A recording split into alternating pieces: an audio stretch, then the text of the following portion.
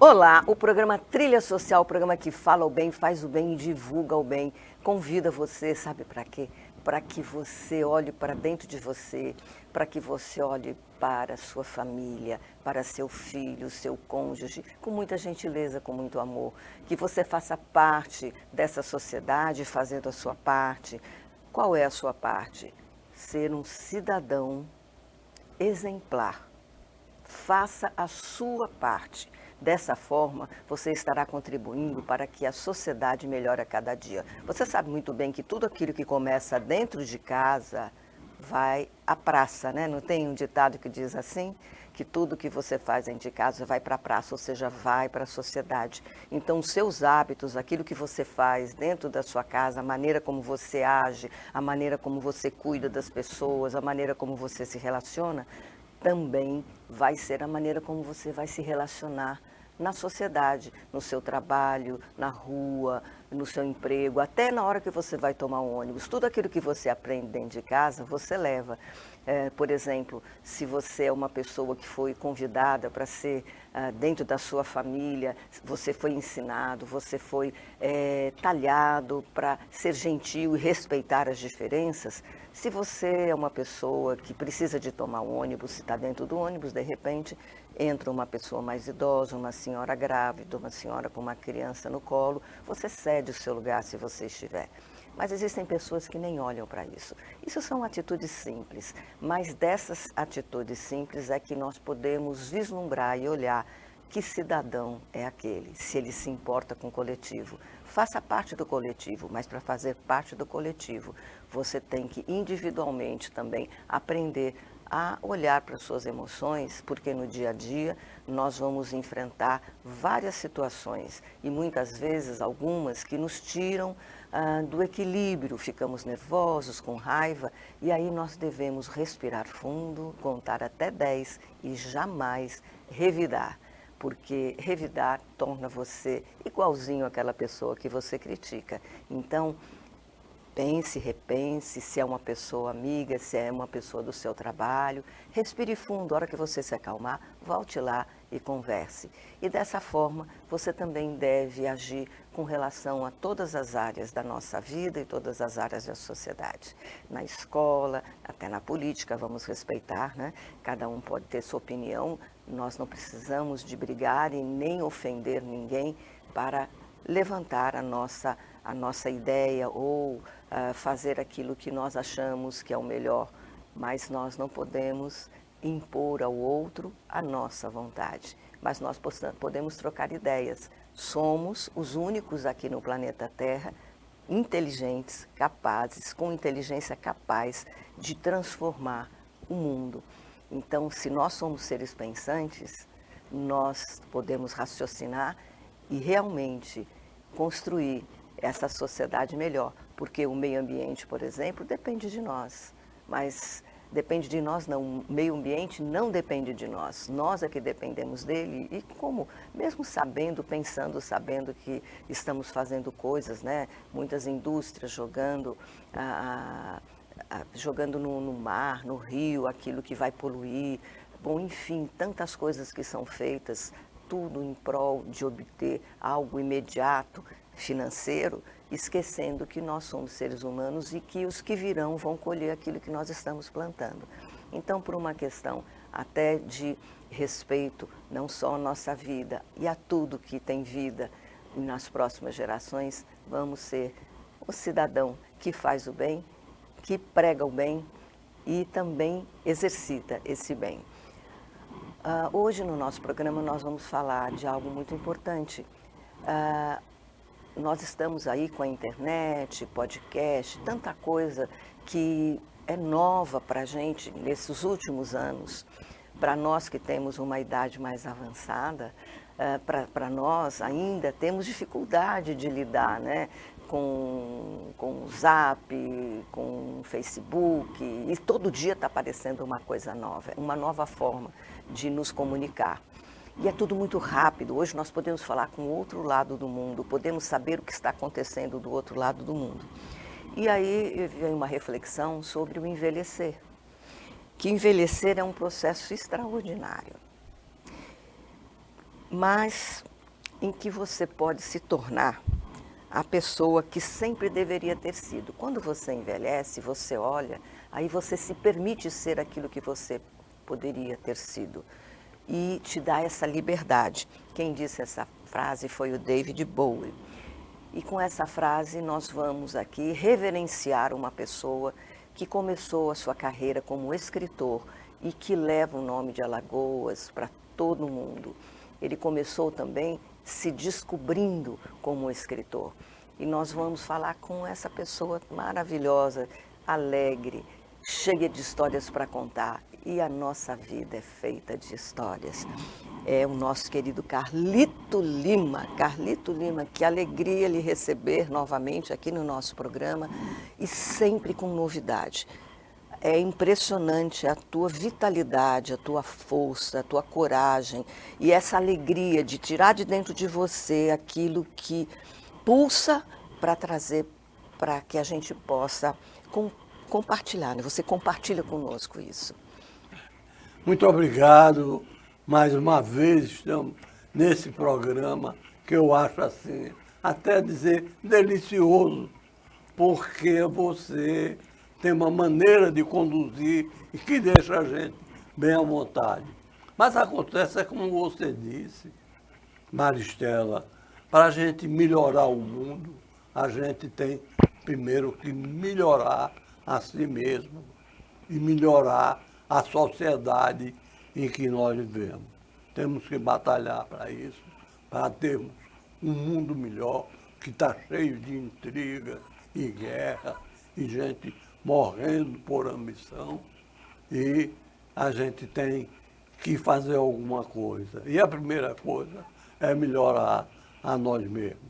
E é verdade, nós não podemos fazer, porque muitas pessoas dizem assim, Carlito, não sei se você concorda, mas muita gente fala assim, eu não vou fazer porque eu sou uma gotinha no oceano, mas é de gotinha em gotinha que o oceano é feito. Se todo mundo fizer a sua parte, fica mais fácil, porque aí é um oceano, né, de pessoas caminhando na mesma jornada.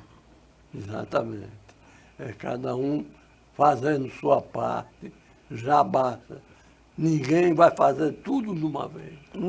Até para a gente nascer demora um período, né? Nós temos 9 meses, somos formados dentro do ventre da nossa mãe até que a gente chegue a ser o que nós somos. Veja, fomos um feto, hoje bebê, hoje nós estamos no envelhecer, né? E essa fase para você foi uma fase de grande produção cultural e também de muita criatividade. Aqui, quando o David Bowie falou que o envelhecer é um processo onde nós podemos, quando nós chegamos à idade mais madura, nós nos apossamos, né, daquilo que nós sempre quisemos ser. E muitas vezes na juventude você teve que trabalhar, você não tinha tempo, era a sobrevivência, a luta pela sobrevivência, e de repente no envelhecer você encontra aquela pessoa que você sempre foi e que você gostaria de mostrar para o mundo. Isso é verdade, porque quando envelhece, aí você já está aposentado, tem que pensar em fazer alguma coisa produtiva para o bem da sociedade, da humanidade e seu próprio bem também. Porque assim, nós não temos muitas políticas públicas que abraçam a pessoa com mais idade, né? Com o envelhecer. Nós precisamos de lidar com isso. Assim como existem programas para as crianças, né? Nós também temos que ter nos programas para que as pessoas, no envelhecer, no se aposentar, elas tenham atividades. E isso é necessário que a gente introduza na cultura. Né? A cultura, o livro, a escola, aquilo que você leva para a criança, a leitura que você leva agora para ela entender que ela também está num processo, né? De crescimento, que um dia ela também vai envelhecer, a convivência dessa criança que está na escola com as pessoas de mais idade, porque nós temos mais sabedoria, andamos mais, podemos dar a eles caminhos, apontar. E essa sua essa sua descoberta, né, como escritor, eu não canso de perguntar como é que aconteceu. Foi algo assim que foi acontecendo naturalmente? Pois não, acontece o seguinte, eu sempre gostei de ler na minha vida, sempre, sempre, sempre. E acontece que eu tive uma vida muito dinâmica. Eu fui do Exército, capitão do Exército, fui prefeito da Barra de São Miguel. Depois eu me formei em engenharia, construí vários prédios aqui. Eu sempre tive uma vida um pouco agitada. E principalmente quando se deu o golpe militar de 64, eu estava em Recife, e ali eu tive contato direto com os principais presos políticos, que eram Arraes, Julião e Gregório Bezerra, me dei bem com eles, essas coisas todas, e eu contava essa história para os amigos. E um dia os amigos, não, rapaz, você tem que escrever um livro. Eu, com 61 anos de idade, escrevi o meu primeiro livro, que foi Confissões de um Capitão. Mas eu nunca esperei que tivesse uma repercussão tão grande. Aí eu fui convidado para ir para o Jô Soares, o livro foi traduzido para o espanhol, eu lancei na Argentina, na Colômbia, no Peru, e a partir daí, o Plínio Lins, que era editor do jornal, ele disse, Carlito, você é um bom contador de história, que os meus livros são mais de contação de história. Ele não é intelectualizado, ele é mais para um povão. E uma linguagem popular. Mais uma linguagem coloquial, popular. Então, ele me deu uma coluna, Histórias do Velho Capita, que eu escrevo no jornal desde 61, toda quinta-feira eu invento um conto, eu pego, me inspiro num fato que saiu no jornal e tal. E daí eu parti como escritor e principalmente de uns anos para cá, depois da pandemia, eu resolvi escrever o romance mesmo. E eu vi que a minha veia poética e de escritor? Era escrever romance. E escrevi já 8 romances. Olha, hoje, 8 romances. E hoje, olha, ele trouxe aqui pra gente, olha, Ula, olha que coisa mais linda. É a história de uma alagoana, né? Alagoana. É uma morena muito bonita. Me fala um pouco dessa história. A Ula, quando eu tinha uns 16 anos, a Ula já devia estar uns 30. Ela era uma filha de negra com um holandês. Então ela era morena, dos olhos verdes. Ela era encantadora, desejada, todo mundo queria a Ula. E ela era boêmia para os bares e tal. Então, eu conheci a Ula, como muitas pessoas conheceram a Ula. Outro dia, o Felipe Camelo estava dizendo que o pai dele um dia saiu fantasiado de Ula no carnaval. Né? Então, mas essa Ula ficou dentro de mim assim. Eu inventei uma Ula para mim. Essa Ula aqui é toda ficção.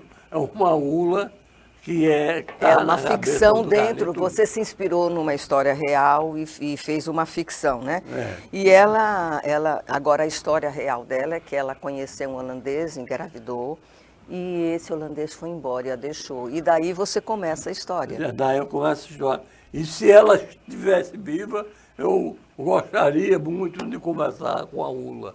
Que essa minha Ula é diferente da Ula verdadeira. De quem eu esperei. Mas você falando em idosos, o meu novo romance, que eu já comecei a escrever, já estou na página 40 ou 50, é a história de amor entre dois idosos. Que lindo. Eu quero mostrar que existe, que no idoso, que o velho também sente amor, também pode se apaixonar. Dois velhos viúvos que se apaixonam. Daí é que vai a história desse meu novo romance que eu estou escrevendo. Quando você fala isso, né, a respeito de falar, olha, que o idoso também se apaixona, é justamente sobre isso que eu estava falando, que o envelhecer é um processo e que há um etarismo. Existe, assim, algo na sociedade como se desvalidasse. A pessoa idosa tem que ficar em casa assistindo televisão, botar o pijama, se aposentou, não tem que fazer mais nada, né? Porque essa é a imagem, é um protótipo da pessoa idosa. E não é você, como eu, como muitas pessoas que nós temos aí, nós temos que dar espaço. O que o idoso precisa é de um espaço para se expressar, assim como o adolescente também precisa de um espaço para se expressar. E que a vida não acaba quando você se aposenta ou quando você chega a uma determinada idade. Muitas pessoas, a sua criatividade aumenta muito nessa fase porque ela está livre daquelas amarras que teve durante a fase adulta, onde ela tinha que lutar pela vida. E isso é importante. Você contou uma história sua, assim, que você trabalhou, fez parte do Exército, né? É isso? É. E você tinha que bancar a sua casa, bancar a sua família, Então, isso ocupava um tempo seu. Mas a sua mente, dentro de você, já existia esse Carlito escritor.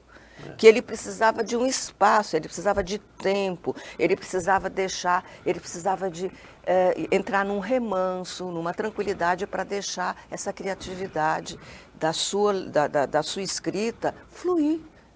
Exatamente.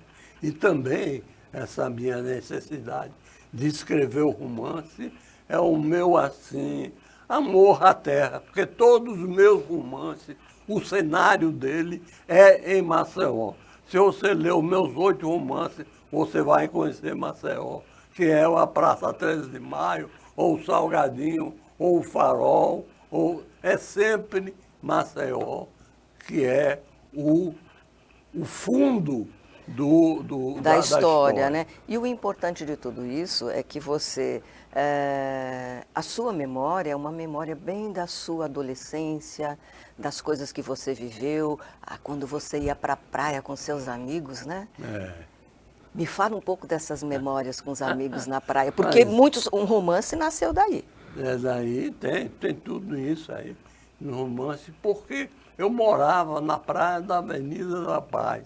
Eu nasci praticamente, porque quando eu estava começando a andar, meu pai me colocava na praia, eu comecei a andar na praia. Quer dizer, eu era um maloqueiro de praia, eu gostava da praia, não tinha surf naquele tempo, mas tinha o jacaré, que a gente ia, pegava na Cruz das Almas. Então, a minha juventude toda foi em torno da praia e da avenida, e isso eu mostro, tem um reflexo muito grande nos meus livros, em todos eles. Então, e com isso você leva o nome de Alagoas, né, para o mundo. Agora nós vamos falar um pouco sobre não só esse novo livro, né, que você está lançando agora, mas nós temos aí uma Bienal pela frente, você vai participar. E eu queria que você me falasse, você recebeu você foi chamado por uma confraria que existe aqui no Brasil, que é uma confraria que chama Grupo de Baobá de Contadores de História. E esse grupo que se formou busca contadores de histórias de cada parte do país. E você foi um dos indicados e foi chamado para ir para a Bahia, né? Foi isso? Não. O caso é o seguinte, esse grupo foi formado no Sul, entre Minas Gerais e Rio de Janeiro. É a confraria que eles chamam de Baobá dos Contadores de História. Em todo ano, eles se reúnem para são 10 prêmios de contadores de história.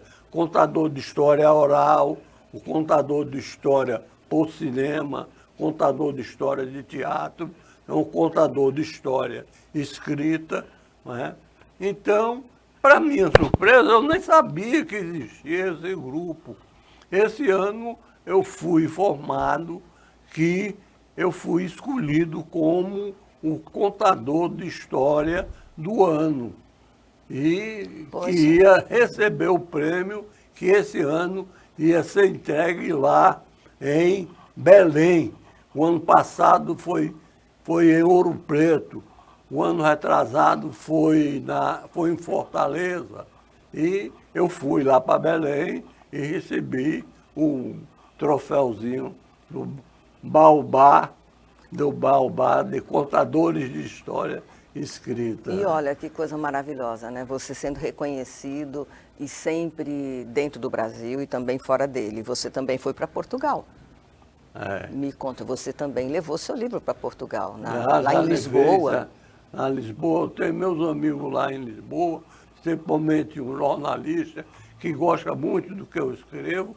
Aí quando eu vou para Lisboa, ele faz uma festa e faz o lançamento do livro. Aí eu vou levar esse Ula também para ser lançado. Essa vitalidade, essa força, essa vontade, né? E agora eu vou pedir para que mostre aqui para a gente algumas fotos que nós pegamos, né? Nossa produção. Eu gostaria, olha aí, Carlito Lima, escritor. Manguaba, Mundaú, Jequiá. São obras suas também. São 3 obras que eu dei o nome das lagoas de Alagoas.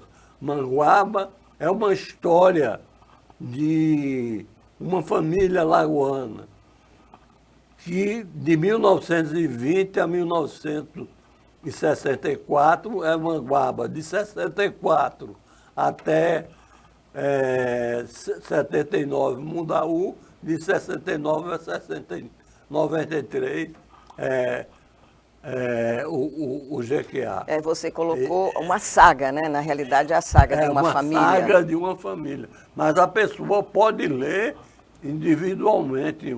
Sim, as histórias, elas se complementam, mas você pode ler, tem sentido, né? Esse aí foi esse meu último. Último não, Deus me livre. Não, esse foi o seu novo lançamento, isso. Meu novo. A gente não deve... A Ula, essa morena sensual, de olhos verdes, né? Essa Marina Butterfly, essa história, porque eu fui convidado para escrever um conto sobre a ópera Madame Butterfly. Aí eu, do YouTube, estudei a ópera Madame Butterfly. A história é a seguinte: um soldado americano, um tenente americano, em 1902, no Japão, ele engravida uma japonesa e depois ele volta para os Estados Unidos. 3 anos depois ele volta para buscar um menino e a japonesa dá ao menino, ao americano. Aí eu adaptei e, em vez de fazer um conto, escrevi um livro. Porque em 1900, durante a guerra, aqui em Maceió, havia uma base aérea e tinha mais de 300 americanos. E houve muitos casos de namoro de americano com brasileiro. Brasileiro, e acabaram indo embora deixando os filhos aqui, né? Infelizmente, isso acontece até hoje, né? Bom, vamos voltar às fotos aqui. Nós temos aí a Beata Teresa, cansada de reza. Poxa, você foi longe, né? E aí, essa história? Essa história é o seguinte: o Jorge Amado tinha um livro, Teresa Batista Cansada de Guerra. É a história de uma prostituta que cansa de ser prostituta. O meu foi o contrário. Eu fiz uma beata que começou a ser beata com 20 anos. E cansou de ser beata. Aí, com 40 anos, ela fica cansada de reza, aí cai na gandaia.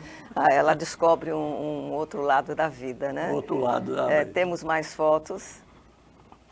Aqui, olha, o balé da Emília Clarke. Isso aí foi um balé da Emília Clarke, minha querida amiga, que ela desenvolveu aí no teatro, em minha homenagem, e botou o mar quando quebra na praia. Eu nunca vi tanta beleza, um balé com tanto contando a minha história. Foi uma coisa Foi linda. lindo. Eu estive lá, eu tive a oportunidade de estar lá, foi maravilhoso mesmo. E como é importante, né, o local onde nós vivemos e fazemos a nossa história ser reconhecido, né?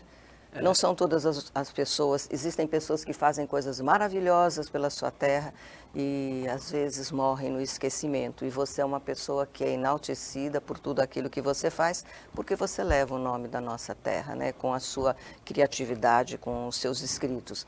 E nós temos aí, agora há pouco passou uma imagem da Feira de Lisboa, aonde você também... Lisboa, estava lá. Feira de Livro de lá, onde você também esteve. Temos mais fotos aqui, olha, aqui. Aí é o carnaval. Confabulando e preparando o carnaval.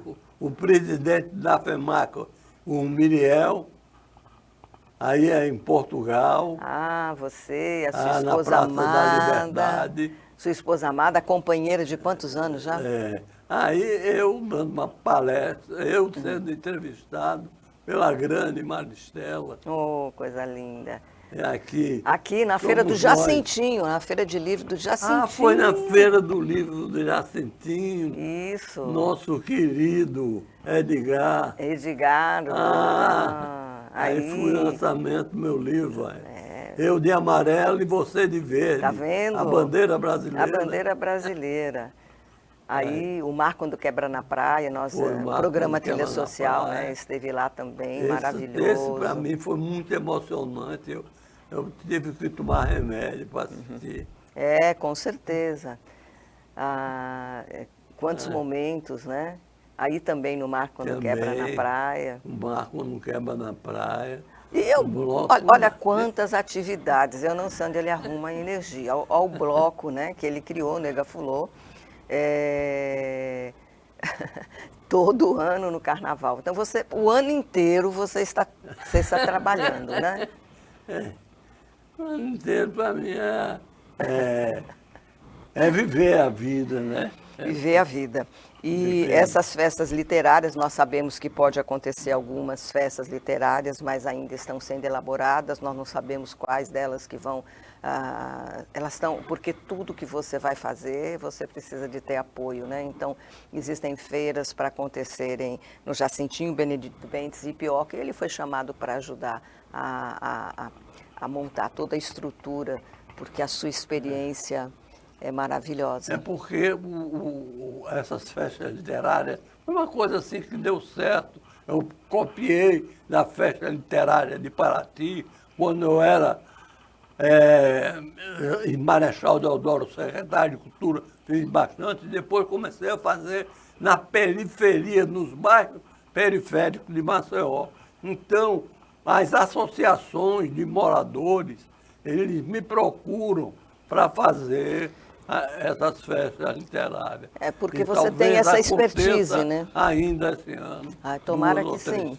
E nós precisamos de festas literárias, nós precisamos de mais livros e menos armas, né? Mas você fez metade de todas essas festas literárias. Só fiz parte. Eu fiz apenas a parte, mas olha... Parabéns por todo o seu trabalho. O programa Trilha Social está chegando no final. Eu gostaria que você fizesse suas considerações finais, fale com o nosso público o que você gostaria de deixar como mensagem. Olha, a minha mensagem é porque a gente precisa amar mais a cidade em que a gente vive. É um sentimento que se chama sentimento de pertencimento, que você pertence àquela sociedade, àquela cidade, àquele estado. E nós precisamos amar mais o nosso estado, porque às vezes, Maristela, a gente vai numa conversa, só tem conversa negativa. A gente precisa ver que Maceió é a cidade mais bonita que tem no Brasil atualmente, e tem muita coisa para ser feita aí, em Alagoas também. Eu sou um otimista e eu gostaria que todos os cidadãos fosse também otimista. Isso, mas não é questão de ser otimista, é questão de você pensar. Tem uma frase que diz o seguinte, você quer fazer parte da solução ou do problema? Então, você é solução, você busca solução, você busca algo e colocando o seu talento à disposição da sociedade alagoana. Parabéns, obrigado por tudo que você tem feito pelo nosso estado, esse estado tão amado, tão lindo, com praias assim que nos encantam e com histórias que também nos encantam, contadas por você. Tá certo. Falando nisso, Maristela Positano, você é de Positano, lá na Itália. Você já recebeu o título de cidadã alagoana? Ainda não, alagoana não. De Maceió sim, mas de Alagoana não. Alagoana não. A gente precisa providenciar.